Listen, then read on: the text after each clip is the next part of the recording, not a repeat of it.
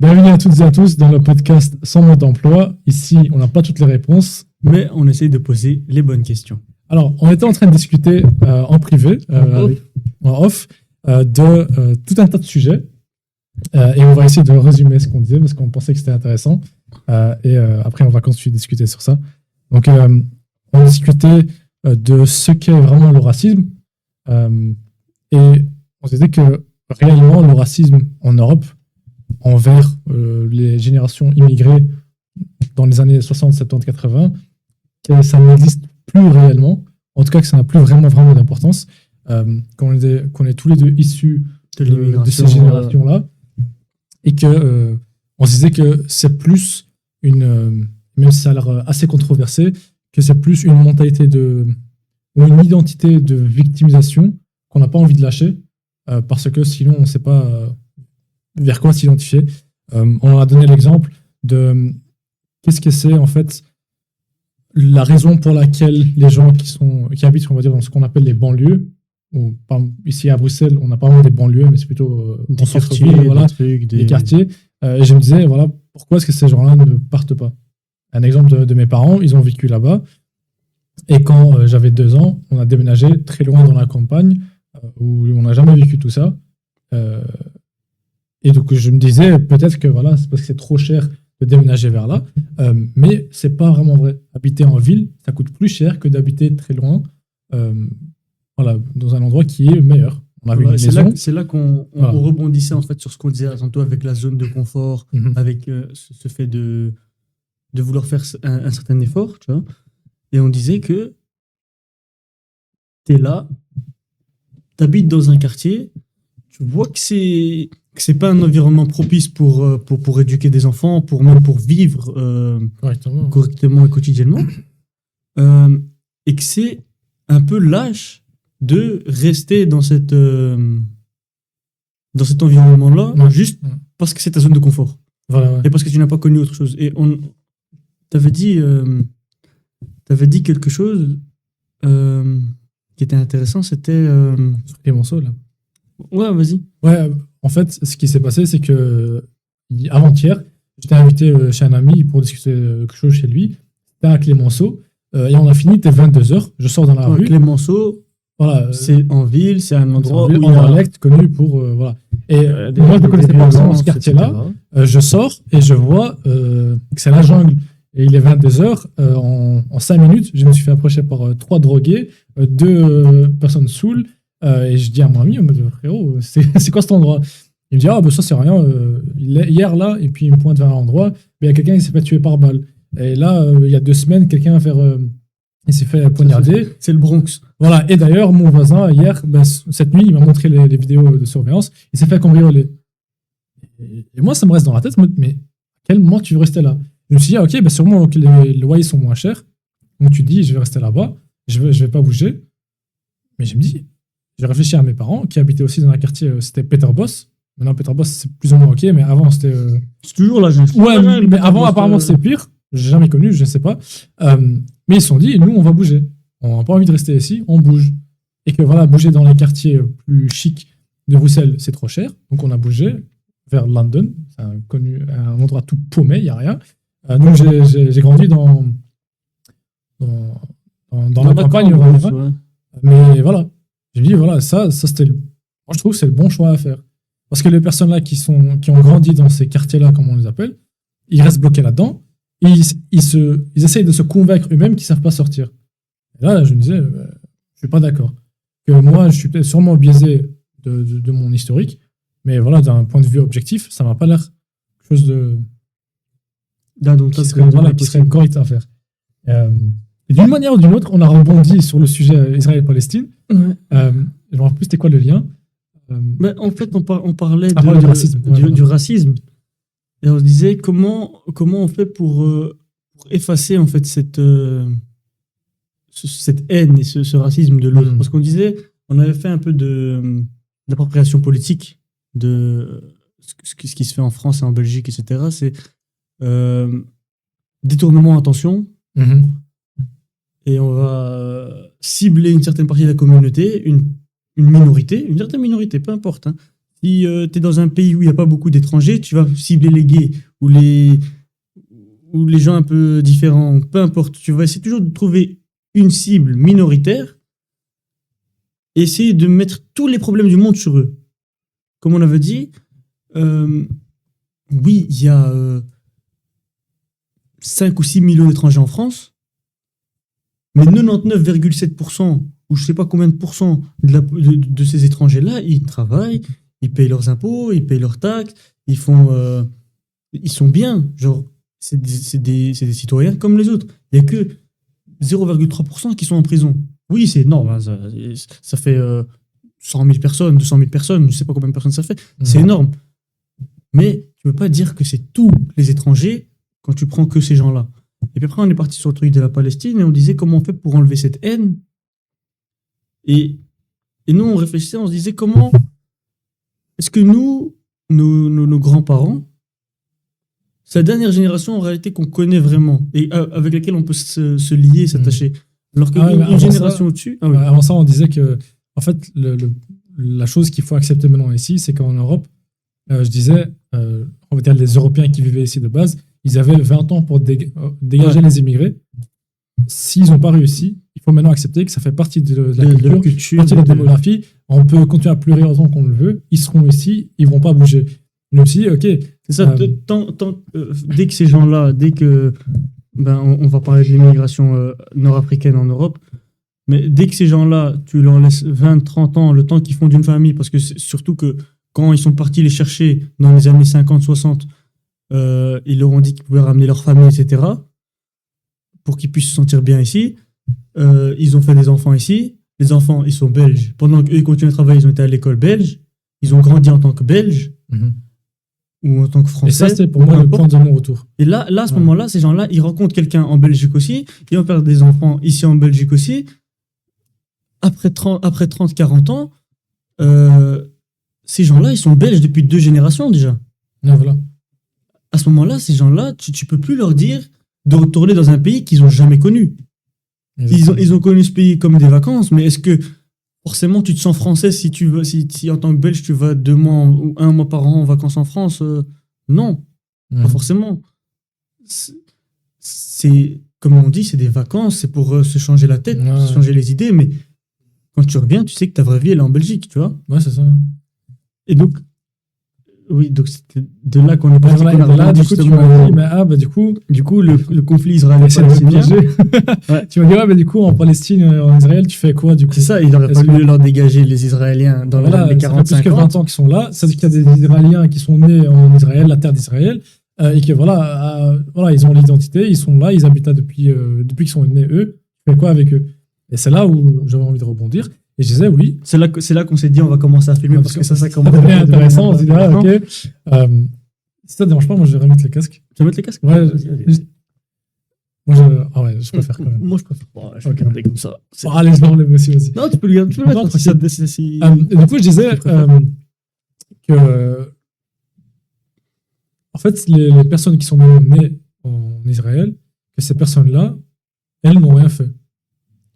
Donc le gars qui est né en Israël, lui, il n'a rien fait, il peut rien y faire, tout comme la personne qui est née en Belgique de parents marocains. C'est maintenant tu rentres dans un système. Bon, parce que maintenant eux, la différence avec Israël et Palestine, c'est que maintenant ici en Belgique, c'est pas le Marokistan, c'est pas l'Algéristan.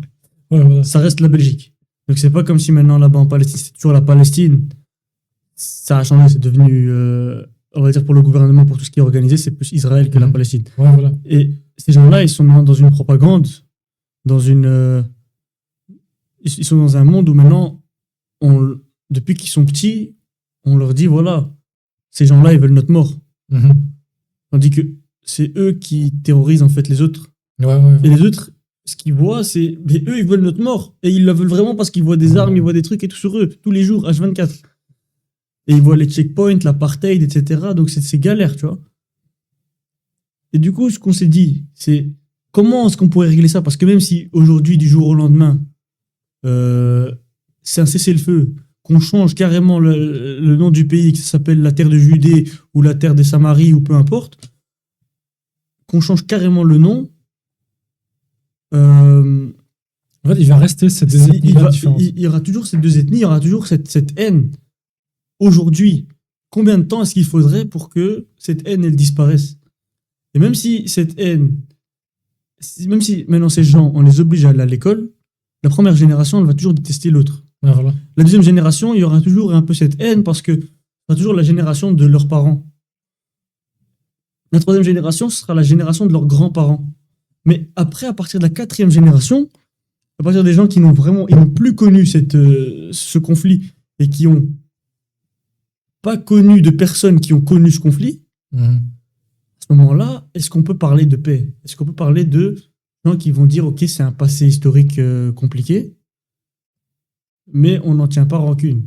Parce que oui, alors je parle vraiment des gens qui sont logiques, pas comme les gens qui aujourd'hui encore, ils vont commencer à te parler de l'esclavage qui s'est passé Voilà, c'est l'exemple que j'avais donné. Il y a 300 ans. Entre les Noirs et les Blancs en Amérique, les États-Unis.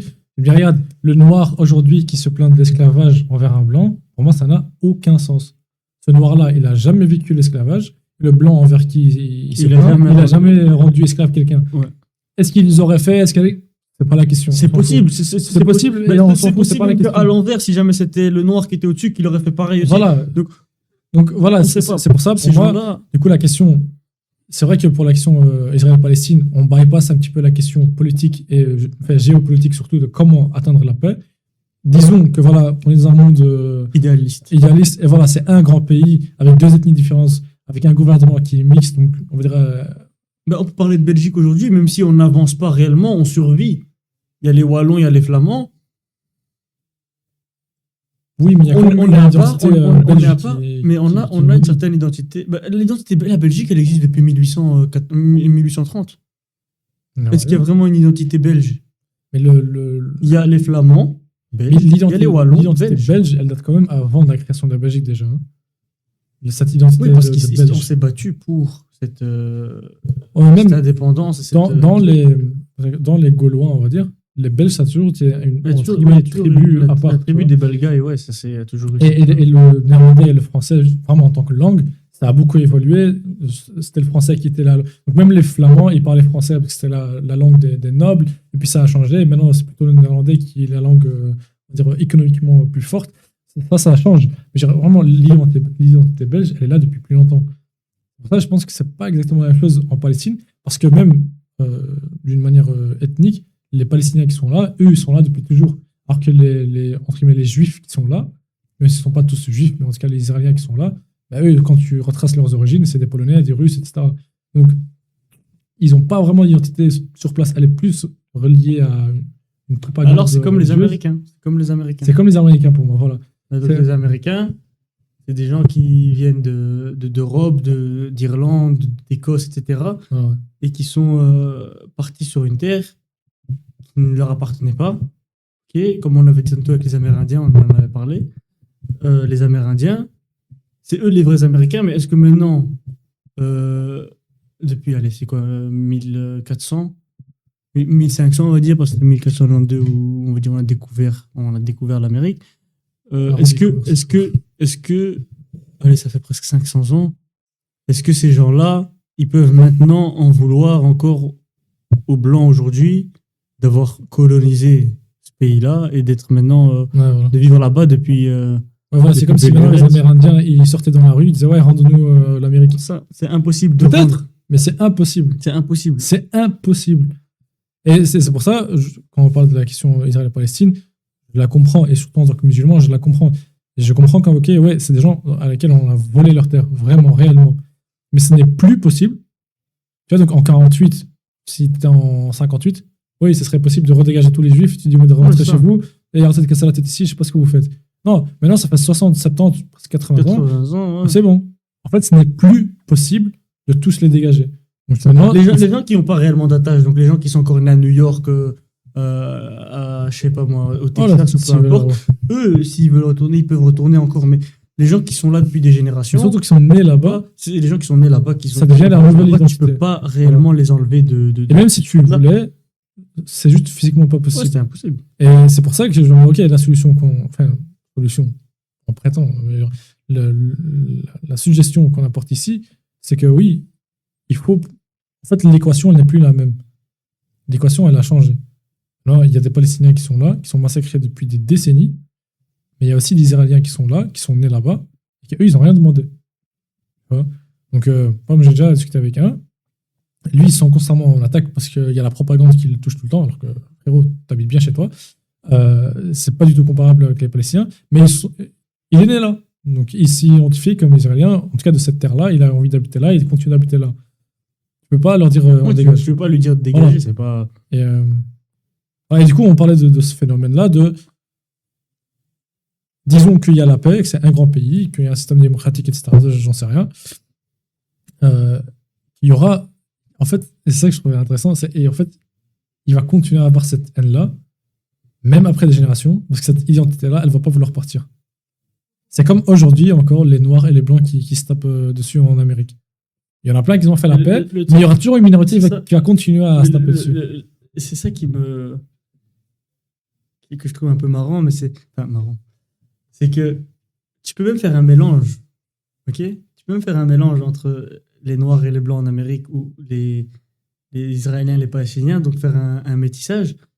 En fin de compte, même ces générations beaucoup plus tard, ils vont en vouloir à leur côté colonial. Ouais. Donc, tu peux avoir un enfant mixte, noir et blanc, ok, entre une personne noire et une personne blanche en Amérique. Cette personne, elle va quand même savoir au fond d'elle que ce que les Blancs ont fait, c'était mal. Et elle va être dégoûtée de cette partie de l'histoire-là, tu vois.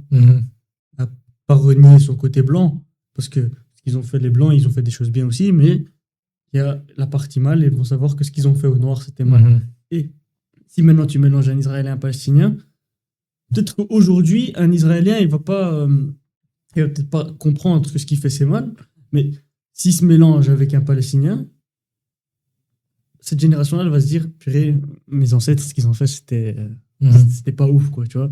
Si il vit, bien sûr, dans un monde où on parle de faits, tu vois, on parle pas de... Je me rappelle plus c'est qui dit ça. De propagande. Mais il y en a un, je me rappelle plus c'est qui, il disait, quand l'homme n'a plus rien, n'a plus aucune chose de laquelle être fier, il devient fier de sa patrie, on va dire, de sa nationalité. Et pour moi, je trouve ça vraiment intéressant. Moi, vraiment, je crois au truc de j'ai ni honte, ni fierté de mes ancêtres. Parce que c'était pas moi.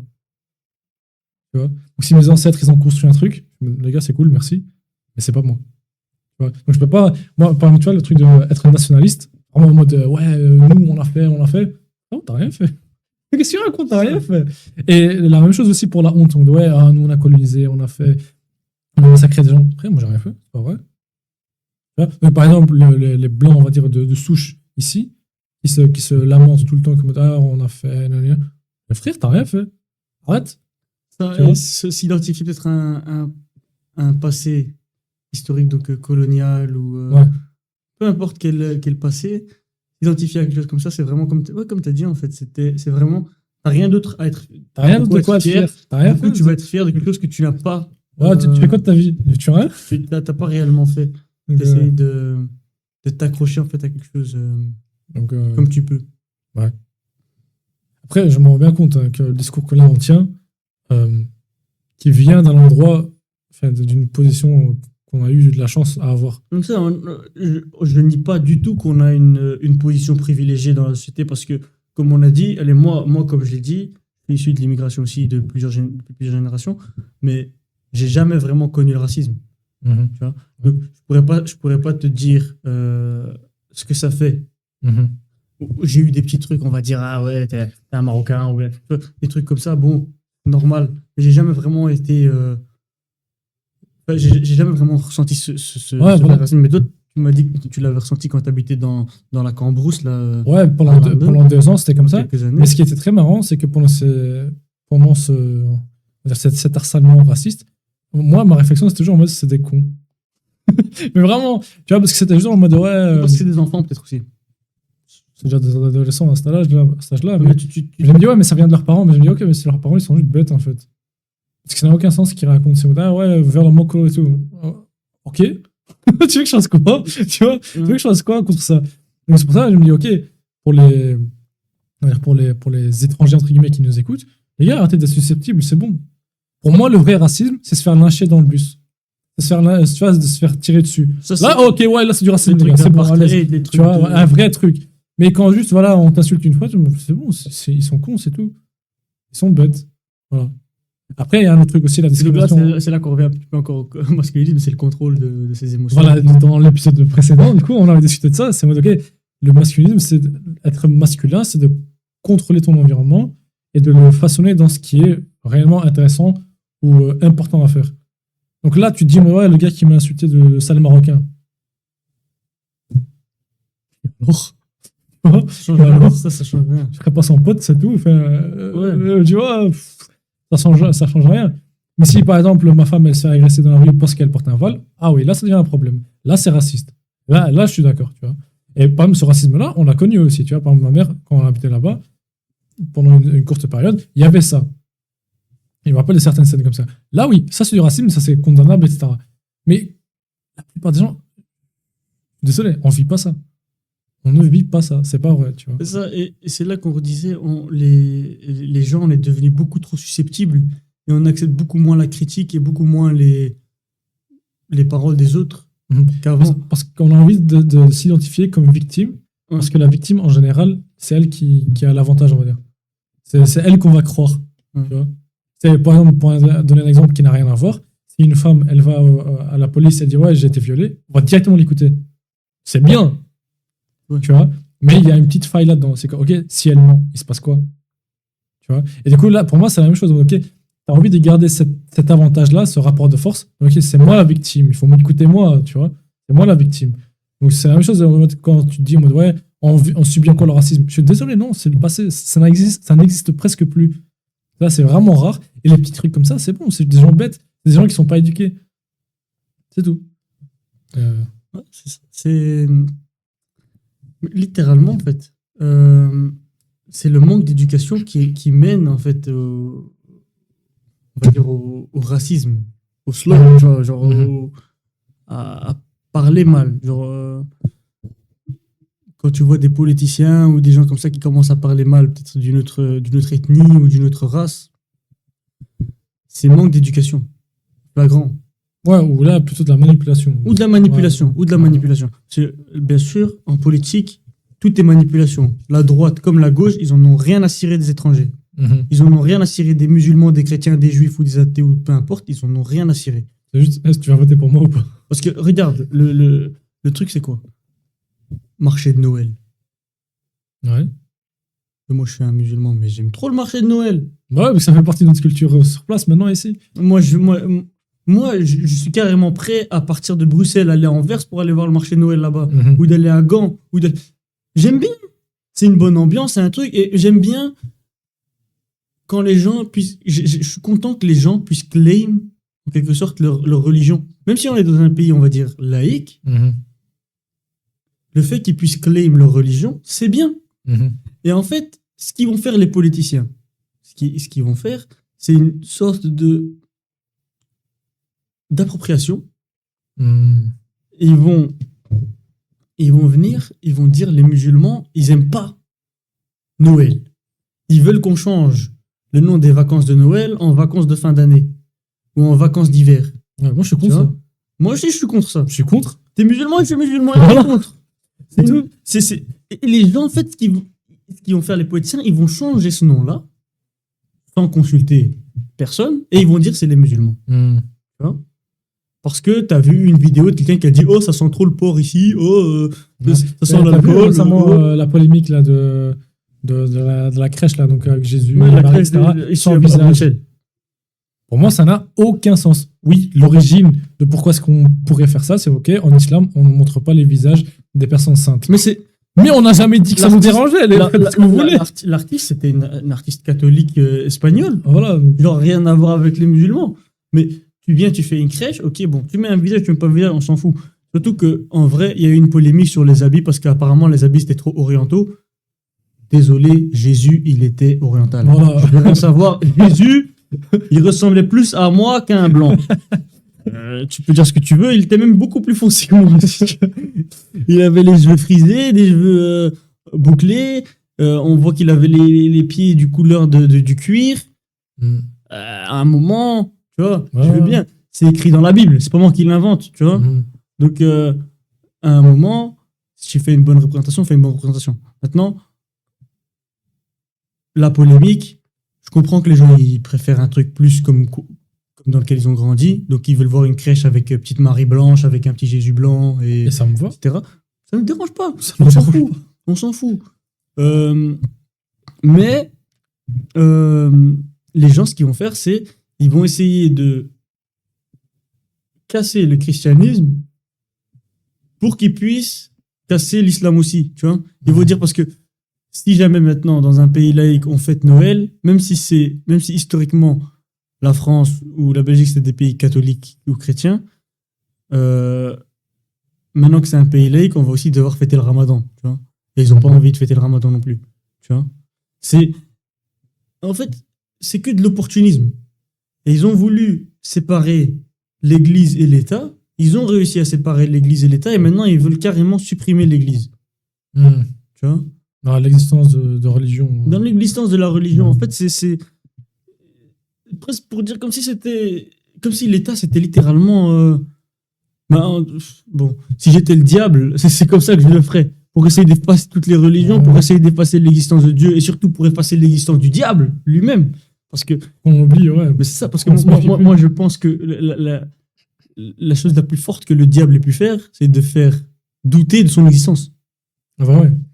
Parce que si tu doutes de menace, du coup, tu te fies. C'est ça. C'est une dinguerie de se dire que tu peux oublier le diable. Tu vois. Et si tu oublies le diable, tu peux oublier Dieu. Parce que voilà. Et du coup, tu rentres dans un monde sans Dieu. Et un monde sans Dieu, c'est quoi ? C'est le désespoir de ouf. Ouais. C'est pas si tu te dis que ta vie, c'est que 100 ans et qu'après, il n'y a rien. Qu'est-ce qui te force à être une bonne personne ? Moi, ça manque de sens complet. Après, il y a des gens, et justement, je respecte énormément les gens qui sont athées et qui sont quand même des bonnes personnes, tu vois. Ils vivent leur vie, ils sont bien, ils sont gentils, ils font tout ce qu'il faut et tout, mais ils le font pour rien. Et après, d'un autre côté, tu te dis, est-ce que c'est réellement bien d'être une personne croyante et de faire le bien ? Parce que tu le fais pour quelque chose. Tu vois. Donc, dans les deux sens. Mais là, il y a une petite supposition. Non, une supposition. Être bien, c'est quoi être bien ? Et justement, sans la définition de Dieu, c'est difficile de décrire c'est quoi être bien. Parce que chaque personne qui est athée, qui va te décrire c'est quoi être bien, elle est influencée, qu'elle le veuille ou non, par des valeurs au moins judéo-chrétiennes, si c'est en Europe, par exemple. Parce que maintenant, quand on y pense, par exemple, aujourd'hui, c'est totalement accepté, tout ce qui est homosexualité, etc. Mais tu reviens 100 ans en arrière, c'est pas un pays musulman, la France, hein, mais c'était illégal. Ouais. Tu vois. Donc, c'est parce que les mentalités ont changé que c'est devenu quelque chose de acceptable et de bien, on va dire. Ouais. C'est devenu bien d'accepter l'homosexualité, alors qu'avant, c'était pas bien Ouais, mais tu vois, l'exemple typique, c'est genre, quand un athée, il va dire, ce qui est bien, c'est quand tu fais pas de mal aux autres. Et du coup, l'exemple, c'est, ok, imaginons, tu as deux frères, et ils ont une relation entre eux, donc ils sont homosexuels, et c'est de l'inceste. Du coup, est-ce que c'est ok ? Ah non, oui, enfin. Ou bien ils font du mal à la personne. Ou bien un enfant. Non, mais non, juste. Ouais, son propre enfant. Non, mais on peut dire que l'enfant, tu vois, il peut pas choisir. Donc, tu vois, c'est deux frères qui sont consentants, homosexuels. Il y aura pas d'enfant handicapé qui va sortir, j'en sais rien. Tu vois, il y a rien. Bah, quand t'es homosexuel, c'est un peu. Tu vois, il y a aucune possibilité de faire du mal à un autre être. Du coup, est-ce que c'est bon de faire ça ou pas ? Là, ça effectivement, il sent que c'est pas bon. Mais voilà, il n'y a plus de fondement pour décrire pourquoi ça, c'est pas bon, par exemple. C'est pour ça, c'est impératif d'avoir.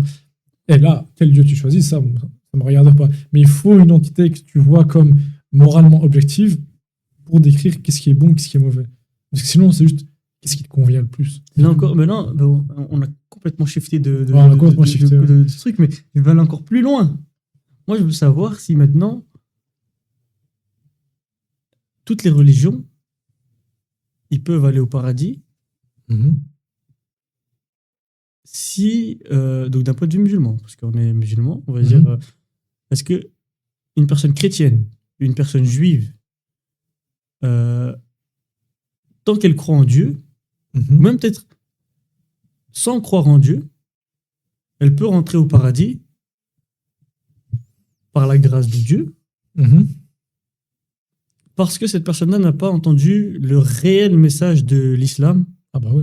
Parce que, c'est clair. Parce que en soi, aujourd'hui, on peut dire, oui, tu dois faire ta recherche. Tu vois? Ouais. Donc, imaginons une personne chrétienne. Ok? Elle est là, elle a d'office, il n'y a pas une personne, en tout cas en Occident, qui n'a pas entendu parler d'islam. Ouais. Ok? Mais je conçois complètement qu'une personne qui n'a entendu l'islam que par les médias, nous ne donne pas envie de chercher. Pas envie de rechercher. Ouais, même encore plus loin, genre, même le bouddhisme, ok? On est musulman. Bon, on a recherché un peu le christianisme et le judaïsme, c'est normal parce que c'est un peu, on est le prolongement de cette religion-là, du coup, forcément.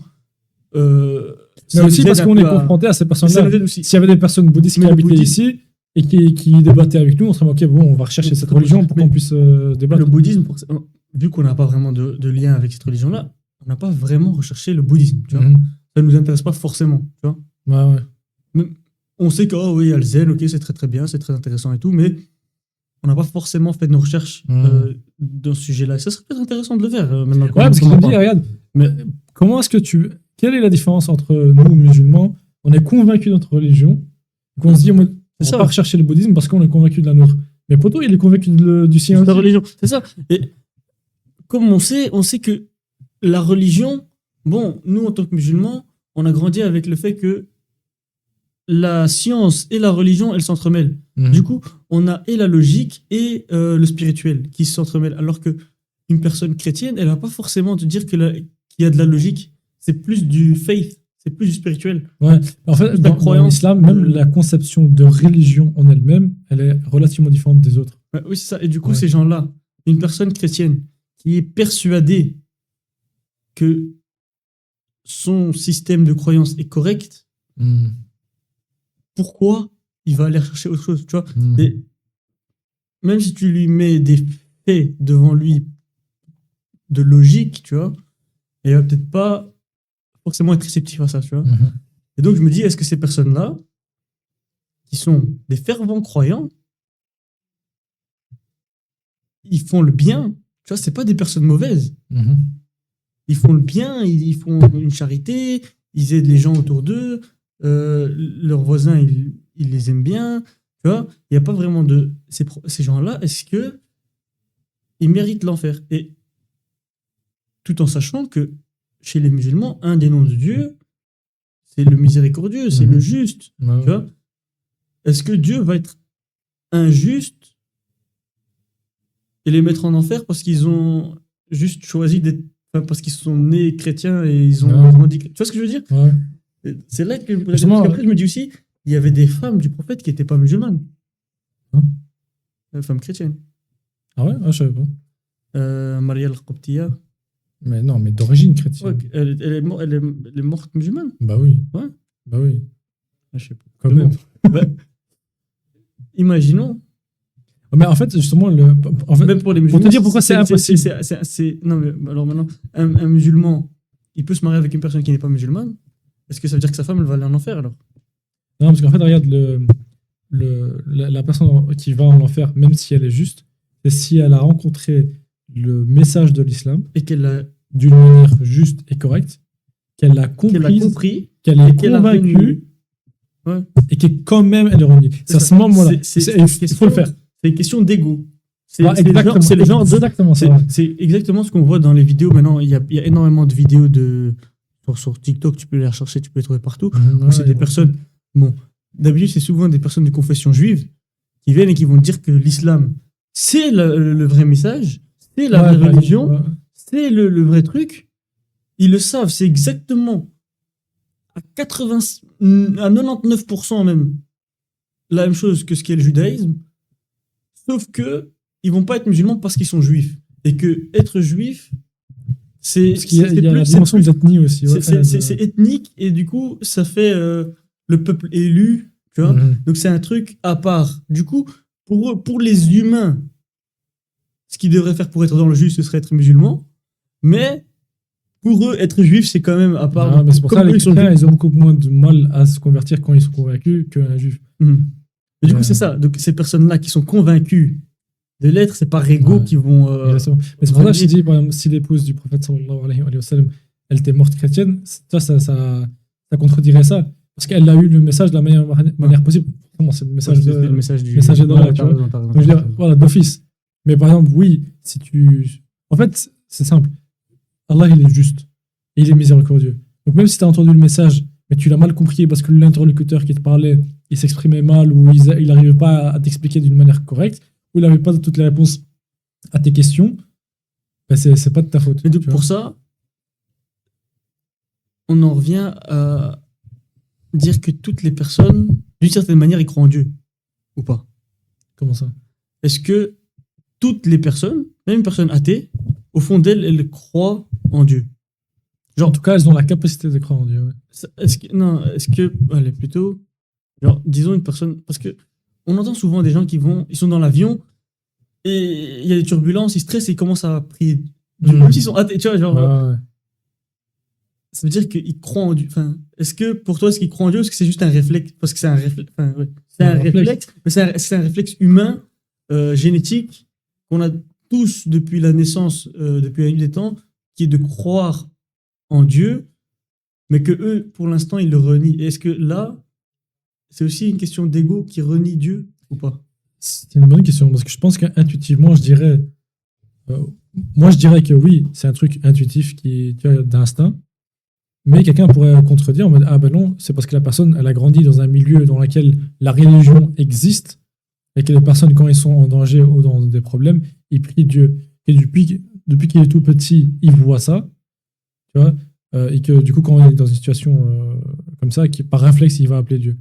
Mais non, ça c'est un contre-argument. Moi je suis quand même pas d'accord. Je me dis non, ça vient quand même de cet instinct naturel parce que même une personne qui n'a pas été dans un milieu religieux, il va quand même dire ça, tu vois. Parce que, encore l'entourage, tu habites en France, tu as d'office entendu parler de Dieu déjà. D'office, ouais. Voilà. Mais est-ce que tu penses qu'une personne, si on la met dans la jungle pendant 20 ans, les 20 premières années de sa vie, est-ce qu'il va aussi penser à... Moi, je pense qu'il ne va pas l'exprimer en tant que Dieu de cette manière-là, mais il va croire en une unité supérieure. C'est ça, il ne va pas se sentir seul... Voilà, en fait, il va demander de l'aide dans une situation comme ça. Il va essayer de demander de l'aide à quelque chose qui est supérieur à lui. Ouais. Ça, je pense que c'est. Mais du coup, ouais. Mais du coup, là, est-ce que une personne alors qui est athée, elle renie ou pas? Consciemment ou inconsciemment? Oui. En fait, je pense que chaque personne a la capacité de croire en Dieu, ce qui veut dire que si pour chaque personne t'apporter les bons arguments et la bonne approche, tout le monde pourrait être croyant. Au fond. Peut-être ton expression, elle serait non, j'ai pas envie, et que justement ça soit une question d'ego, mais qu'au fond, pour qu'elle croie, chaque personne a cette capacité-là. C'est ce que je crois, ce que je pense. Et pour rebondir alors sur un autre truc, mais parce qu'on parlait de racisme au début, etc., on va reparler alors des politiciens et de diviser pour mieux régner, du coup. Est-ce que tu as un take sur la politique, en fait, et le racisme? Je trouve que, en tout cas ici en Europe, que le racisme n'existe plus. Que si tu es une personne, on va dire, racisée, comme on dit ça, genre étrangère, aussi bien réellement immigrée ou bien issue de l'immigration, que si tu faisais ton mieux pour réussir dans la société et de faire du mieux que tu peux, tu ne ressentirais pas le racisme. Ça, c'était l'exemple en mode, ouais, t'as un milliardaire noir, un milliardaire juif, un milliardaire arabe, un milliardaire américain qui se rencontrent, il n'y a pas de racisme entre eux. Ça, on peut parler, même une femme, un homme. Alors là, une femme, un gay, on s'en fout. Il n'y aura pas de racisme, il n'y aura pas de discrimination entre eux. Ça, en fait, donc en fait... Donc c'est vraiment, entre guillemets, c'est un problème de pauvres.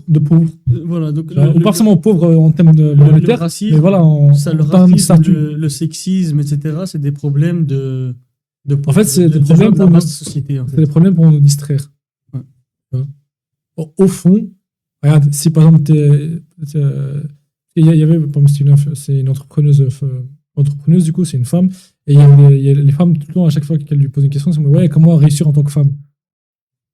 Comment réussir entrepreneur tout court. Arrêtez de vous catégoriser en tant que ah oui, nous en tant que femmes, mais frère, arrête. Ah, moi en tant que noir, mais arrête. Tu vois, juste, c'est bon. Tu vois, t'es dans le monde. Chacun fait du mieux qu'il peut pour lui avancer. Et ça, pour moi, c'est vraiment, je trouve, le message. Si vous êtes d'origine marocaine, arabe ou j'en sais rien, arrêtez. Juste, arrêtez de vous catégoriser. C'est hard de le dire comme ça, mais arrêtez de vous victimiser.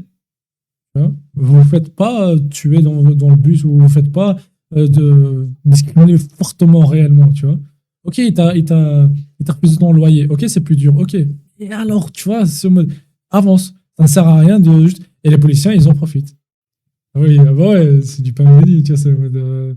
Ah, vous avez un problème? Ah, mais attends, je vais faire de l'argent sur ça en mode. Ouais, moi je suis contre le racisme. Non. Et le racisme n'existe plus, arrête. Tu vois? Et c'était un des trucs en mode. Ouais, en plus, comment il s'appelle? On m'a dit, ouais, comment est-ce qu'on arrête le racisme? C'est arrête de parler du racisme et il n'y aura plus de racisme. C'est vrai. C'est vrai. C'est tout. C'est ce que j'avais à dire, tu vois. Et du coup, maintenant, le fond alors de ce truc-là, alors pourquoi le racisme? Pourquoi est-ce qu'on continue à alimenter cette... Parce que non, je parle en politique. Hein. Parce que pourquoi est-ce que eux ils font? Pourquoi est-ce qu'ils le font? Parce qu'avant, quand il y avait que des blancs, entre guillemets, c'était entre les riches et les pauvres, entre les chevaliers et les paysans, entre les médecins et les je sais quoi. Mais ils vont pas faire de... Mais on va pas essayer de créer un problème entre les chevaliers et les paysans. Parce que ils vont écouter l'autre. C'est plutôt... On va essayer de faire en sorte que les paysans, entre eux, ils se disputent pour pas essayer de grimper de classe. Ouais. Tu vois, parce que les chevaliers, c'était des gens de la haute société à l'époque. Ok, ouais, je vois pour l'exemple, tu vois. Dans l'exemple là, en l'occurrence. Mais donc, tu vas... Ou bien, tu vois, les personnes qui travaillent, les personnes qui sont au chômage. C'est littéralement l'image où tu vois le milliardaire hyper gros avec plein de biscuits. Et puis, tu vas voir un pauvre blanc avec un biscuit et un pauvre noir avec un demi-biscuit. Et on va lui dire, regarde, le pauvre riche, il va lui dire, regarde, non, il va lui dire, regarde, il te vole ton biscuit. Genre parce qu'il a un demi-biscuit, genre. Mm-hmm. Mais, les gars, regarde celui qui a tout le truc, tu vois. Genre, il y a des gens, littéralement, qui suivent le conseil, le principe de Jules César qui disait diviser pour mieux régner. Ouais. Tu divises les gens, comme ça, ils n'ont pas assez de temps et d'énergie que pour réfléchir et voir que le problème il vient d'ailleurs. Voilà. Et genre quand on regarde maintenant en France, moi j'ai fait ma recherche mais littéralement avant-hier parce que on parlait des frères musulmans. Mmh. J'étais là mais j'entends les frères musulmans dans les médias. Ouais, 80% des jeunes français ils s'identifient aux jeunes musulmans. C'est qui les jeunes musulmans? Non mais non les frères musulmans. C'est qui les frères musulmans? C'est qui? Moi, quand j'entendais les frères musulmans, je pensais que les frères musulmans, c'était Daesh. Mais les frères musulmans, c'est pas Daesh. Tu sais qui les frères musulmans? Non. Les frères musulmans, c'est littéralement des gens, des intellectuels arabes musulmans, qui sont venus et qui étaient juste contre la séparation de Kirkenstadt, tu vois, de l'église et de l'État. En fait, c'était des musulmans et l'État, ensemble. Genre, ils voulaient faire, c'est des intellectuels qui entraient en politique, qui étaient donc des arabes musulmans intellectuels qui sont entrés en politique ensemble pour faire un parti politique en fait. Mais où ça, ici? Non, en Égypte ou dans les pays d'Orient en fait. Et en fait, en Arabie Saoudite, etc. Mais en fait, ce qui s'est passé, c'est qu'en Arabie Saoudite, où les gens ils sont salafis, etc., où t'avais les cheikhs qui avaient leur pouvoir sur les musulmans, etc. Et tu avais les politiciens, donc les politiciens qui faisaient de la politique extérieure. Tu vois, donc eux, ils investissaient dans le haram, donc dans des casinos à Las Vegas, dans de l'alcool, dans des trucs, dans des clubs, dans des trucs, etc. Et tu avais les gens qui étaient là pour la politique interne. Donc, pour tout ce qui est. Donc, quand tu regardes l'Arabie Saoudite, à l'intérieur, l'islam, etc., tout est suivi, les règles, etc. Mais quand tu regardes les Saoudiens à l'extérieur de truc, c'est eux qui dirigent, comme je t'ai dit, les casinos à Las Vegas. Donc, tu te dis, il y a un problème parce qu'en islam, c'est interdit les casinos, c'est interdit les jeux d'hasard, c'est interdit les clubs de striptease, etc. Tu vois. Et quand tu vois que ces gens-là, justement, ces politiciens, ces frères musulmans, ils étaient là et ils disaient nous on veut faire de la politique, donc avoir un pays où intérieur, comme notre image à l'extérieur, elle est bien, tu vois, genre elle est conforme à l'islam, ben ils n'étaient pas d'accord les riches. Du coup, ce qu'ils disaient, ils finançaient, surtout l'Arabie Saoudite, etc., ils finançaient des politiciens, etc., pour jeter ces gens. Et genre, il y avait un problème. Genre, c'est pour ça qu'il y a eu pendant très longtemps des conflits entre le Qatar et l'Arabie Saoudite, par exemple. Parce que, et il y a même une période où le territoire aérien de l'Arabie Saoudite était interdit aux avions qataris. Parce que les Qataris, eux, ils ont accepté les frères musulmans. Maintenant, ça s'est un peu calmé. Mais ils les avaient acceptés. Et les Saoudiens, ils n'étaient pas d'accord. Parce que eux, ils voulaient continuer à faire leur business illicite, tu vois. Et en Europe, ils nous bassinent avec une idée comme quoi les frères musulmans, c'est des gens, des terroristes, tu vois. Mais nous, on ne savait même pas ce que c'était, tu vois. On n'a jamais su ce que c'était. C'est ça qui m'a un peu qui a interpellé, on va dire un petit peu. Parce que je me suis dit, pourquoi on ne va pas nous dire c'est qui? Tu vois? Ouais, ok. Mais je comprends que ce soit contre l'état actuel, tu vois, parce qu'on est un pays laïque, il n'y a pas à mélanger religion et trucs, mais veut dire en soi, juste l'idée que ces gens-là existent, que des gens intellectuels, donc des personnes arabes, musulmanes étaient des intellectuels, qu'on essaye de nous faire passer ces gens-là comme des méchants, tu vois. En plus, le pire, c'est que leur message, c'était littéralement de dire que les gens qui vivaient en Occident, donc par exemple nous, d'être des bons citoyens. C'était littéralement leur message. Ok, ouais. Pourquoi? Ouais, je connais pas. Donc, tu vois, donc on nous dit d'être des bons citoyens, donc leur message est d'être des bons citoyens, mais les politiciens, surtout de droite, parce que c'est souvent la droite qui va beaucoup parler des frères musulmans, ils vont dire ouais, ces gens-là, ils sont mauvais, alors que littéralement, leur message, c'est ce que eux ils veulent. Tu vois? Et ils vont venir, ils vont dire non, les Arabes, les frères musulmans, c'est des méchants, etc., parce qu'ils veulent pas être des bons citoyens, ils veulent pas s'intégrer. Tu vois? Ouais, littéralement, c'est ce qu'ils préconisent, c'est leur but. Bon, c'était ma recherche. Maintenant, peut-être que je me trompe dans ma recherche, peut-être que j'ai mal cherché, mais en tout cas, ma recherche, ce qu'elle a mené, c'était là. Si des gens font leur recherche et qui trouvent un meilleur truc, qu'ils le mettent en commentaire. Et qu'il lâche un like. Toujours. Abonnement, like, tout ce bazar. Mais donc ça peut être utile et de toute manière, ça lire, etc., ça nous aide à nous instruire et on trouve des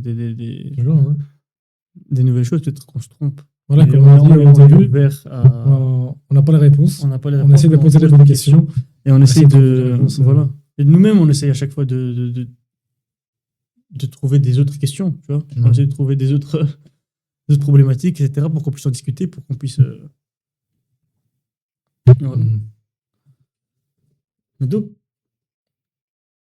et puis, donc, je vais remettre ça sur ce qui se passe en poésie française, mais pourquoi ils font ça? C'est encore une fois pour diviser les gens, pour créer des conflits dans les pays arabes, pour du pétrole, pour avoir des avantages avec l'Arabie Saoudite, pour avoir de l'essence moins chère, tu vois, pour avoir du gaz, pour avoir, tu vois, ce genre de conneries, tu vois. Et donc, je me dis, est-ce que le monde, il n'est pas régi par l'argent? L'argent, est-ce qu'il ne régit pas notre monde? Est-ce que, vu ce que tu disais, quand tu es riche, il n'y a pas de racisme, il n'y a pas de xénophobie, d'homophobie, de peu importe. Est-ce que ce n'est pas l'argent, justement, qui va nous dire... Tu vois? Et quand tu regardes aussi en Afrique, les pays colonisés, etc., c'est parce que... Pourquoi les gens vivent encore en pauvreté? C'est parce que les politiciens, ils sont corrompus. Ils sont corrompus par de l'argent. Eux, ils vivent dans le luxe, mais le peuple, il vit dans la merde. Quand tu regardais Thomas Sankara, à l'époque au Burkina Faso, et même maintenant, encore aujourd'hui, le président Traoré, au Burkina Faso aussi, qui voulait redonner au peuple. Tu vois?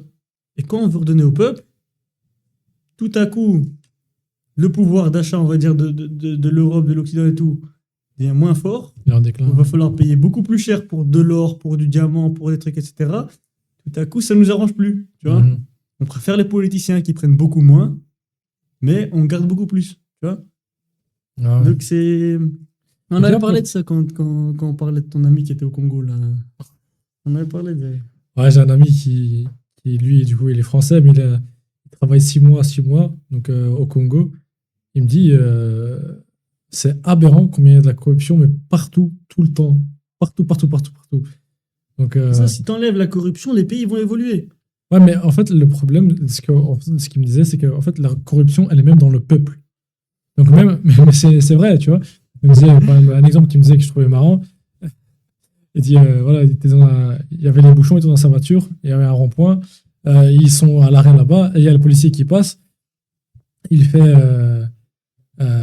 papa, il n'y a pas un billet, il fait chaud pour acheter une boisson. Il dit, déjà, nous, en tant qu'Européens, on est choqués de montrer le policier qui te fait ça. On me dit, comment ça? Et il dit, ouais, non, comment ça et tout. Puis il dit, allez, bon, vas-y, il donne $2. Et il dit, il n'y a pas un peu plus? Il dit, frérot, le café, ça coûte 50 centimes, arrête de. Il fait chaud, très, très chaud, tu vois. Tu vois. Donc, c'est juste de la corruption partout. Et puis, il se dit, ben non, frère, arrête. Il n'était pas encore habitué, j'imagine. Il a dit, non, arrête. Puis il a dit, allez, contrôle de véhicule. On va te contrôler, vas-y. Et voilà, il n'y a pas d'assurance et tout. Alors que personne n'a d'assurance. Bon, ici, tout le monde a l'assurance, mais là-bas, c'est normal de ne pas avoir d'assurance. Et il dit, ouais, mais attends, regarde, il n'y a personne qui a d'assurance. Mais toi, tu n'en as pas. Tu vois. Donc, moi, je te contrôle toi. Tu vois. Je te contrôle toi. Donc, voilà, il y a la corruption partout. Lui, par exemple, il travaille justement, c'est marrant, il travaille dans l'assurance. Et la taxe là-bas, ben, c'est pas comme ici. La taxe, c'est des gens qui viennent récupérer la taxe. Déjà, c'est un peu bizarre. Mais il rajoute des taxes. Ce qui fait qu'il y a des gens, donc le gars qui collectionne des taxes, mais il invente des taxes des fois. Par exemple, il y avait la guerre dans une partie du Congo. Et du côté du taxe de Rwanda. guerre. Il dit, ouais, taxe de guerre. Il dit, en fait, lui, dans l'assurance, c'est lui qui paye les taxes à chaque fois. Donc, c'est lui qui écrit tous les. Il dit, bah, comment ça, taxe de guerre? De quoi tu me parles? Ben, les soldats, il faut bien les payer, il faut les encourager. Je dis, ok, bizarre, c'est combien la taxe? Comme tu veux. Donc, tu vois, et puis, tu vois, il dit un chiffre trop bas. Il dit, tu sais, si tu me donnes plus d'argent, je pourrais plus convaincre les policiers pour qu'ils ne viennent pas fermer ton entreprise. Tu vois, donc, c'est du chantage tout le temps, de la corruption. Et, en fait, ce qu'il me disait, c'est que la corruption, elle est même dans le peuple. Même chez les gens directement. Parce qu'ils sont habitués à ce que tout le monde sont corrompus. Voilà, c'est logique. C'est toute une politique, mais maintenant, je sais pas pour le Burkina Faso, parce que moi, je vois que le Burkina Faso, c'est un pays maintenant qui essaye d'évoluer avec justement son nouveau président, etc.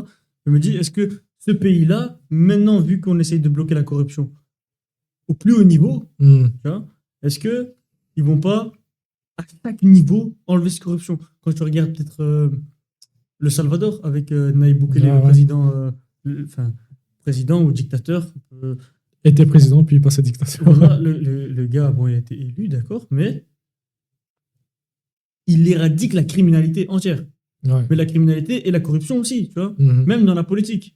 Donc le gars, il enlève toute la corruption à tous les étages, et peut-être que d'ici 1 à 2 générations, c'est fini. Tu vois, ça peut devenir un pays comme un pays dans l'Occident, même si dans l'Occident, il y a encore de la corruption aussi. Il y avait un gars qui avait dit, si maintenant je te donne, il y a 30 000 euros à la clé, ok, 30 000 ou bien 100 000 euros, ou bien 1 million d'euros, peu importe, je te donne un truc à la clé, tu peux choisir de jouer franc jeu ou de tricher. Est-ce que tu vas jouer franc jeu ou tricher? Tu vas tricher, du coup. Si tu as une possibilité de tricher pour un tel prix, ben tu vas tricher. Tu vois, donc forcément, s'il y a moyen de payer des pots de vin ou d'être corrompu ou peu importe, tu vas le faire si c'est pour avoir un grand truc comme ça, tu vois. Et on dit souvent que rentrer dans un combat en s'attendant à ce que ce soit un truc fair, tu vois, c'est naïf. Ouais, ça sert à rien de jouer avec les règles de jeu d'échecs si l'autre il joue avec les règles qu'il veut lui. Même encore plus loin, on va dire aussi même les lois, les droits et tout, les règles, ça a été instauré par qui? Ouais. Par une personne qui était au-dessus, qui a triché. Enfin, tu vois, c'est la personne qui en premier est arrivée en haut qui a décidé des règles, tu vois. Tu vois, par exemple, ça, c'est un sujet qui m'a toujours foutu la rage. Je ne comprends pas la démocratie qu'on a ici. Donc, la démocratie pour moi, c'est. En Belgique ou bien en Belgique spécifiquement, parce que là, je ne connais pas forcément. Ok. En Belgique, la démocratie, elle a éclaté. C'est la raison pour laquelle la Belgique, elle n'avance pas. Mais c'est Comme, pour ça, comme je disais tantôt, la Belgique, elle survit. Elle vit pas, elle avance pas. elle maintient plus ou moins, et c'est tout. Mais tu vois, par exemple, je me disais. On a des pays avec 2 ans sans gouvernement. Tu vois, par exemple, je me disais, ok, regarde, vraiment juste à un tout petit level, quand il y a, par exemple, des rues qui deviennent interdites. Par exemple, à Bruxelles, il y avait à un moment donné, je pense, c'était. Entre Good Move Ouais, enfin, c'est un peu partout. Je pense que c'était le mouvement Good Move. Good Move, oui. Ouais, on va mettre des interdits par là, sens unique par là, ça. Mais les gens, ils ont détesté. On m'a dit, qu'est-ce que tu fais? C'est qui? Tu vois, t'as envie de savoir qui est le gars qui a décidé ça? C'est quoi ton raisonnement derrière? Tu vois, parce qu'on se dit, ok, on a voté pour eux, c'est eux qui décident. Il a mis quelqu'un pour faire ce job-là. Il a décidé de ça. C'est qui ce gars? Pourquoi il a fait ça? Et c'est quoi son justificatif? Tu vois? Ok, s'il a dit cette rue, on va la rendre interdite. Moi, je trouve, vu que tu fais un métier public, un métier qui va impacter les autres parce qu'on t'a élu indirectement avec 3-4 étapes entre, ok, il faut qu'il y ait quelque part un site sur lequel je peux aller et dire, par plaque qu'on a mis, pourquoi est-ce qu'on a fait ça? Pourquoi est-ce qu'on a fait ça, tu vois?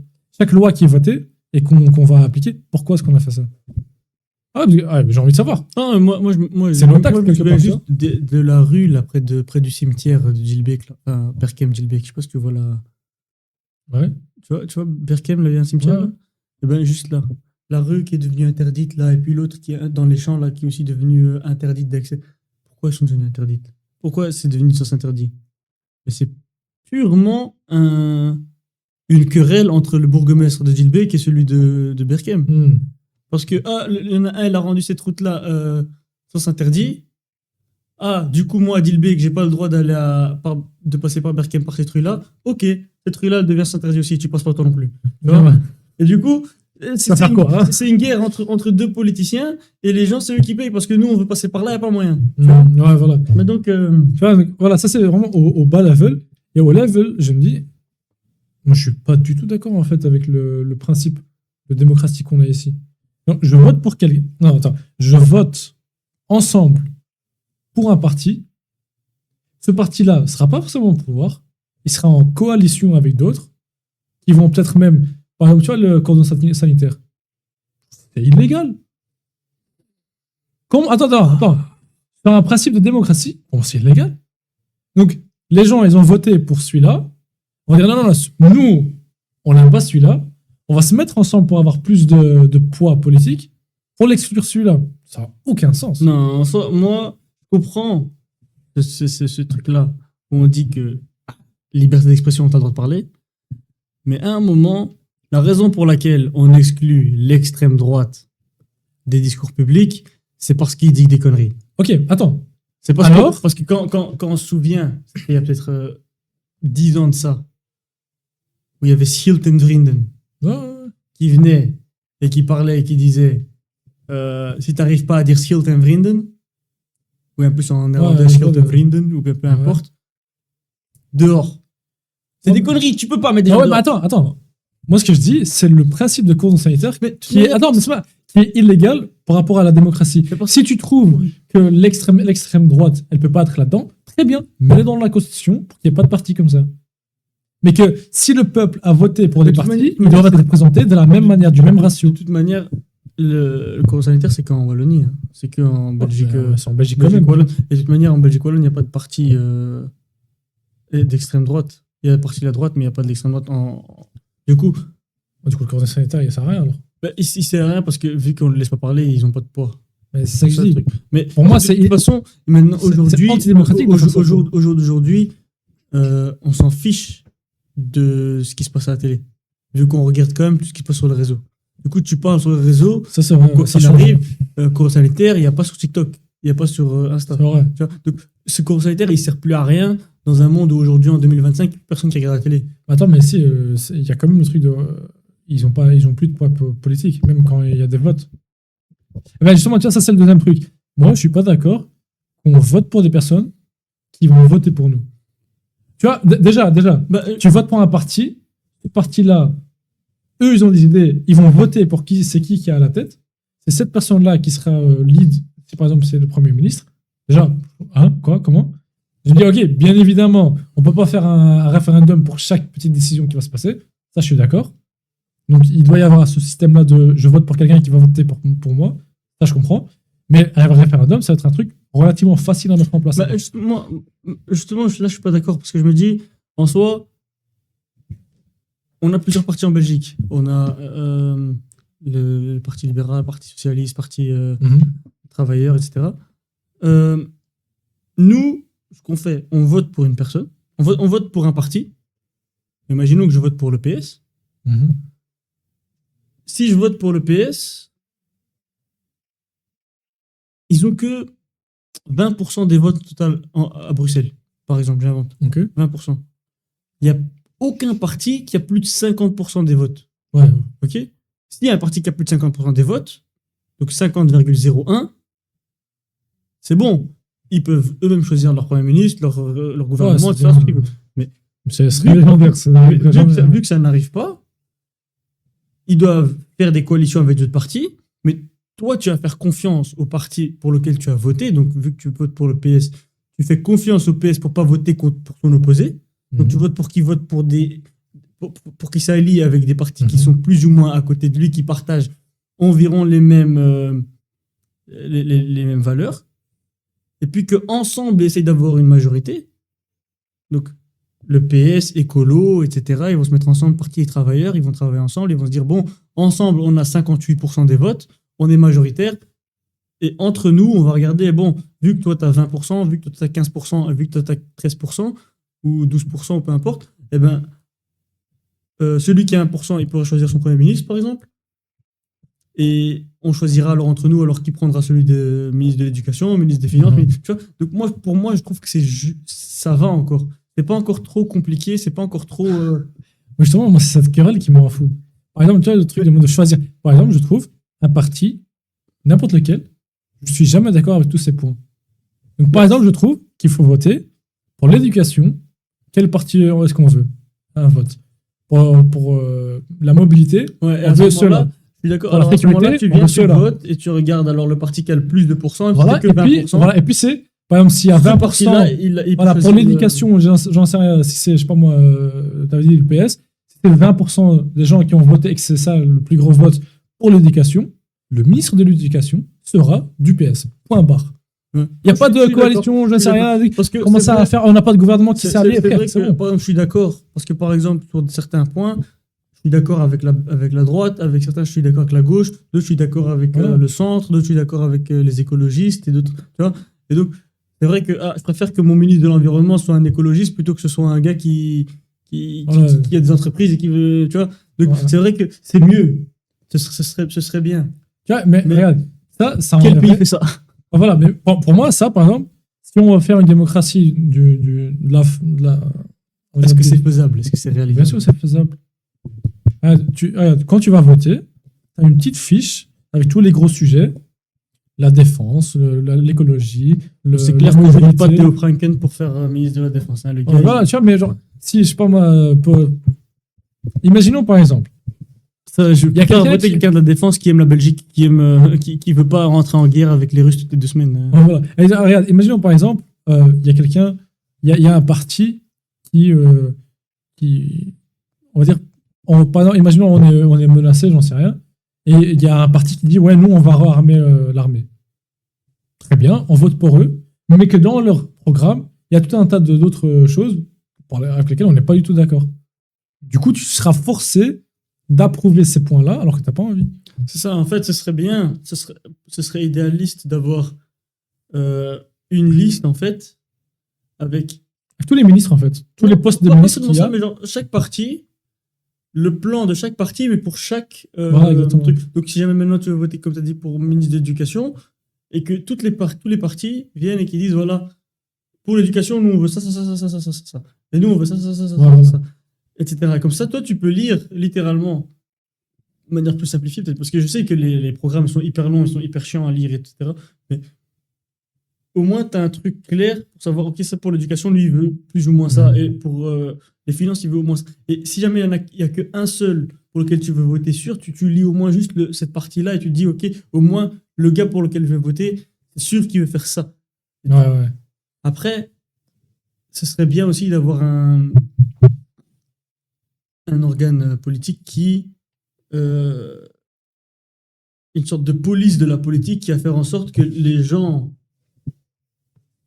suivent ce qu'ils ont dit dans leur, dans leur programme. Parce que très souvent, et moi c'est ce que je remarque aussi souvent en France, etc., c'est que tu regardes les Français. Moi j'ai récemment encore fait des recherches, j'ai encore recherché là-dessus, mais il y avait des gens qui disaient oui,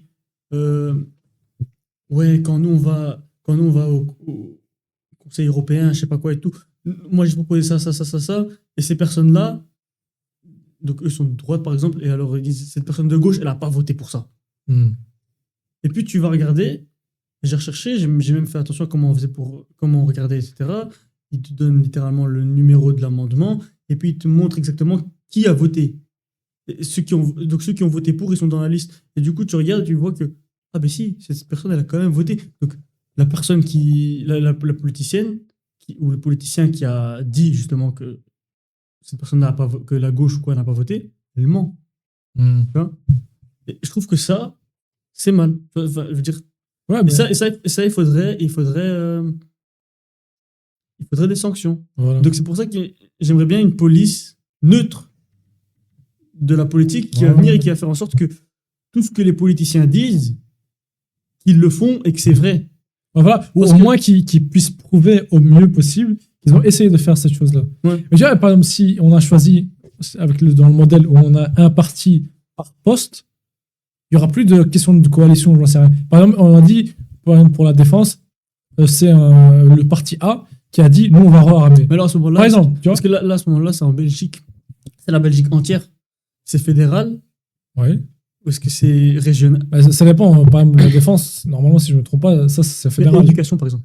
L'éducation, si je ne me trompe pas, c'est régional. Ouais, c'est régional. Bon, voilà. Voilà, par région, du coup. C'est-à-dire que par région, c'est-à-dire qu'un diplôme, par exemple, flamand, il n'a pas la même valeur qu'un diplôme wallon. Mais non, mais attends, ça dépend, c'est quoi les changements qui vont appliquer. C'est ça, les changements. C'est là, ok, maintenant là, il faut un. Voilà, si c'est un noyau. Voilà, mais il faut avoir aussi un petit peu de bon sens. Si le changement qui va se passer aura tellement d'impact. Politique et bon sens, ça passe pas dans la même phrase. Attends, mais tu vois, regarde, je veux dire, le bon sens dans le sens où si tu es voté en tant que ministre flamand, par exemple, pour l'éducation, les changements que tu vas apporter, si tu vas apporter un changement que tu sais est autant si extrême que la différence entre Wallonie et Flandre, par exemple, va devenir trop grande, tu as un million de sens où tu vas discuter, tu vas parler. De toute façon, ça va pas pouvoir se passer comme ça. Mais tu vois, l'argument parce que j'ai un ami qui est devenu politicien maintenant à Berchem, tu vois, qui est devenu leader de parti, de sub-parti. Il dit, ouais, en fait, ce que tu promets, tu ne peux pas le faire parce qu'il y a trop d'autres partis qui... C'est pour ça que je dis, ok, fais un parti par poste. Comme ça, ok, donne-leur le champ libre, ils font ce qu'ils veulent. La plupart des gens ont voté pour eux, et chaque chose qu'ils ont promis, ils doivent faire le mieux possible pour l'atteindre. Tu vois. Donc, par exemple, si on a un, il a dit, ok, moi, je m'engage à faire baisser la criminalité, très bien. Après ces 3-4 ans, ok, montre, qu'est-ce que tu as fait? Pourquoi? T'as pas fait? Viré, ciao. Tu peux plus revenir dans la politique. Ciao. Non, mais de toute manière, si tu as raté ton truc, si tu as un plan sur 4 ans et que tu l'as raté, les gens vont plus voter pour toi. Non, mais attends, si tu l'as raté, mais tu as essayé, ok, c'est un métier quand même, pas abuser. Mais si tu n'as rien fait pour, et que tu as juste tourné tes pouces... C'est-à-dire que même si quoi qu'il arrive, à la fin de ton mandat, les gens vont revoter ou pas revoter, mais il faut avoir les informations claires. Ouais, voilà. Après, on va arriver, hein, ce sera en mode, ouais, comment est-ce que tu prouves que tu as fait, mais au moins, c'est dans cette direction-là, tu vois. Voilà, et c'est ce que moi je pense, c'était pas du tout le sujet de base. Après je pense, encore une fois, la politique, moi peut-être c'est une impression, mais je pense qu'un plan sur 4-5 ans avec des politiciens qui sont juste élus, c'est compliqué à atteindre, et ces gens-là, ils n'ont pas vraiment d'avantage à faire ça. Enfin, oui, ils vont devenir politiciens, ils vont gagner un peu d'argent et tout, après 4-5 ans, pour un président ou quoi. Il peut devenir président, allez, on va dire 2 fois maximum, après 10 ans, président, tu vois, qu'il a plus de pouvoir. Et je me dis, est-ce que ces personnes-là, ils ont réellement envie de faire changer les choses ou pas? C'est ça la question. Et je me dis, est-ce que c'est ça la différence peut-être avec un pays avec une monarchie, peut-être comme le roi au Maroc ou quoi, qui peut avoir une vision sur plusieurs années, sur 20, 30, 40 ans, et il peut essayer de viser un plan cette année-là, comme on voit par exemple au Maroc, on a un roi et l'économie elle est assez stable, elle est même en croissance, tu vois, elle grandit continuellement. Tandis qu'un pays où il y a un président, ça peut être compliqué, ça peut fluctuer, ça peut différer. Pas pour les pays indépendants comme le Maroc, l'Algérie, Tunisie, enfin les pays pas comme l'Europe où il y a une monnaie assez stable parce que voilà. Mais tu vois ce que je veux dire, genre, est-ce que un plan sur 4-5 ans c'est faisable quand tu peux. C'est trop court, tu veux dire. Ouais, c'est trop court. Mais après, tu peux pas non plus avoir une personne qui va être là pendant 10 ans, ni même pendant 20 ans. Et après, sinon, ça s'appelle Poutine, tu vois. Ça. Donc, est-ce que est-ce qu'avoir un roi qui est vraiment comme une figure paternelle ou quoi pour son pays, c'est parce que quand on voit notre roi, le roi de Belgique, qui a vraiment aucun pouvoir, qui a aucun truc, non, ça, c'est un symbole, un symbole, il sert un peu à rien. Aujourd'hui, on n'a pas de gouvernement, le gars, il n'a pas de pouvoir. Ouais, mais il a quand même un rôle qui est important, je trouve. Il garde la Belgique ensemble. Oui, il garde la Belgique ensemble, mais c'est important. Oui, c'est important. Il y aurait déjà eu des scissions sinon. Ouais, mais c'est tout. Genre, déjà, c'est pas vraiment grand chose. Tandis que une personne qui a un roi avec un réel pouvoir, tu vois. Maintenant, regarde, le problème, c'est que le pouvoir absolu. Non, justement, pas un pouvoir absolu. Alors, comme au Maroc, c'est un pouvoir à 51%. Du coup, ça reste quand même. C'est lui qui a. Il y a toujours les politiciens qui ont aussi une certaine. Regarde. Le meilleur des mondes, c'est un dictateur juste. C'est vrai, un dictateur, ça bouge beaucoup plus vite qu'une démocratie. Démocratie, il y a un problème, allez, on doit se réunir, on doit discuter, qu'est-ce que tu trouves toi, qu'est-ce que tu trouves. Ah, moi je suis pas d'accord avec toi, allez, on continue jusqu'à 2h du matin, non. Mais, il n'y a pas de dictateur juste. Tu vois, c'est ça le problème. Il n'y a pas. Donc, c'est pour ça. Alors là, on revient du coup au truc, le monde est régi par l'argent. Parce que tu fais ça pour l'argent quand il arrive, non? Ouais, pourquoi tu le fais pour le pouvoir? Le pouvoir, c'est un peu la suite de l'argent. C'est la suite de l'argent. Hein. Quand tu as assez d'argent, ce n'est plus marrant. Donc c'est le pouvoir de la suite. Mais ce que je veux dire, c'est au mode regarde. Oui, quelqu'un qui rentre dans la politique, c'est pour ça aussi, tu vois, les ministres qui sont trop payés, je comprends d'une sorte, ok, quand tu es ministre, tu as des responsabilités, donc tu es payé plus, jusqu'à là tout va bien, mais des avantages en plus qui restent même après que tu es fini, des choses comme ça, c'est bon, non. Ou bien, ce qu'on pourrait faire, c'est que, ok, les personnes qui ont pu atteindre leurs objectifs, tu as une prime qui reste à vie, par exemple. Comme ça, les gens, vu qu'ils sont poussés pour l'argent, ils vont rentrer dans la politique pour l'argent, mais au moins, ils sont payés que quand ils ont atteint leurs objectifs. Car si tu rentres dans la politique, tu as promis des choses, tu dois même être sanctionné, je trouve. Et enfin, tu as promis et que tu ne l'as pas accompli. Et je pense que c'est pour ça que la plupart des gens ils sont désintéressés de la politique. Parce qu'on dirait que c'est un jeu qui est tellement compliqué et tellement opaque, dans lequel on a zéro impact. On se dit, c'est littéralement ça, parce qu'en réalité, quand tu regardes la Belgique, on dirait qu'on n'a pas évolué, qu'on n'a pas changé depuis toujours. Ou par exemple, Bruxelles qui n'a pas eu de gouvernement depuis 200 et quelques jours. Ouais. Est-ce que ça a changé notre vie? Non. Donc on dit, en vrai, ça va. Même pas c'est ça qui est honteux, c'est qu'il n'y a même pas de différence. On vote pour rien. Voilà, c'est juste un petit jeu. C'est le sentiment qu'on a, en tout cas. C'est que tu es là, tu as voté, tu as fait un truc, pour rien. Il n'y a rien qui change. Ouais. Et du coup, je pense que le problème principal, c'est qu'on a rendu la politique un jeu qui est beaucoup trop compliqué. Le principe de coalition, de voter pour quelqu'un qui va voter pour quelqu'un qui va voter pour quelqu'un. Tu vois, tous ces petits trucs, c'est juste rendre trop compliqué pour rien. Mais bon, ça...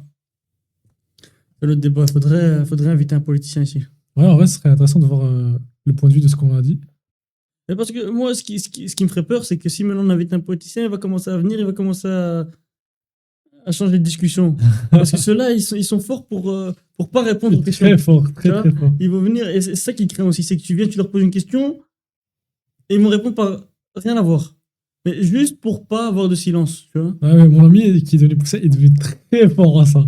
Je dis, frérot, c'est bon, on est entre amis, parle normal, c'est bon, arrête de... On te pose une question, et très souvent, on voit ça sur les plateaux télé, etc., où on leur pose une question, et puis ils vont répondre à un truc rien à voir, mais juste pour pas avoir un blanc, et en fait, ils prennent, littéralement prendre les gens pour des cons, pour que nous, on croit que ce que eux ils disent, ça veut dire ça veut dire quelque chose, alors que ce qu'ils disent, c'est. Mais le problème, c'est que il doit faire ça. Parce que s'il fait pas ça, on vote pas pour lui. Bah, c'est ça. Et c'est ça le petit problème. C'est pour ça que je dis, si tu changes le système vraiment de la base. Mais c'est ça, ça veut dire que maintenant les gens ils mentent. Ils mentent, ils manipulent. Et il n'y a plus rien de vrai. C'est pour ça que les gens sont désintéressés, comme tu as dit. Parce mais aussi, les gens se plaignent que les politiciens ils mentent. Mais je te promets que si les politiciens disaient la vérité, on voterait pas pour eux. Donc ils sont un peu obligés dans ce. Tu vois. Bon. C'est pas un sujet qu'on traite naturellement de base. C'est un petit peu rien à voir. Hors série. Hors série, voilà. Troisième épisode, c'est déjà hors série. Voilà. C'est bien. Bah, on a des parties qui sont dignes d'être gardées, des trucs un peu intéressants. On peut même tout garder. Non, mais je veux dire, genre, le début, en tout cas, était intéressant. Mais on part un peu dans tous les sens, on essaie de. Enfin, c'est naturel, hein, c'est. Ouais, c'est ça. On part un peu en cacahuète comme d'habitude, mais bon. Oui. Fin de discussion, je pense. Fin de discussion. Comme ça, on part pas encore plus en cacahuète, sinon on va se faire vraiment cancel. on va finir par dire que c'est la faute des Juifs. Allez, merci beaucoup. C'est ciao. Merci.